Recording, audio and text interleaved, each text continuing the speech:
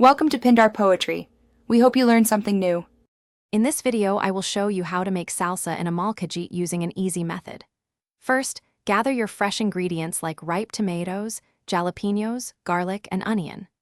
Roasting these vegetables brings out their deep, smoky flavors, which is essential for a truly authentic salsa. This traditional tool, the molcajete, is perfect for grinding and blending, giving your salsa a unique texture and incredible depth that a blender simply cannot replicate. Let's get started. Begin by roasting your tomatoes, chilies, garlic, and a piece of onion on a comal or in a dry skillet until they are softened and slightly charred. This step is crucial for developing that rich, smoky flavor. Once cooled, peel the garlic and remove the stems from the chilies. Now, in your molcajete, add a pinch of coarse salt with the roasted garlic. Grind these together using the tegelote until you have a smooth paste. This creates the flavor base for your salsa. Next, add the roasted chilies to the garlic and salt paste in the molcajete. Continue to grind and mash them until they are well incorporated and have a rustic consistency.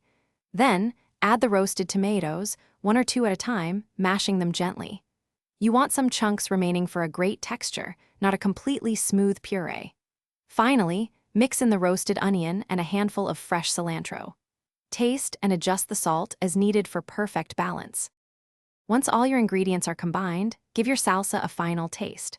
Adjust the seasoning with a little more salt if necessary, and a squeeze of fresh lime juice can brighten the flavors beautifully.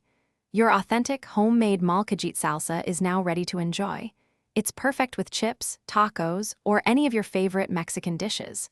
For easy meal prep, check out the leak-proof containers linked in the description below, along with other great deals. Enjoy your delicious, freshly made salsa. Thanks for watching. Consider subscribing if we helped you.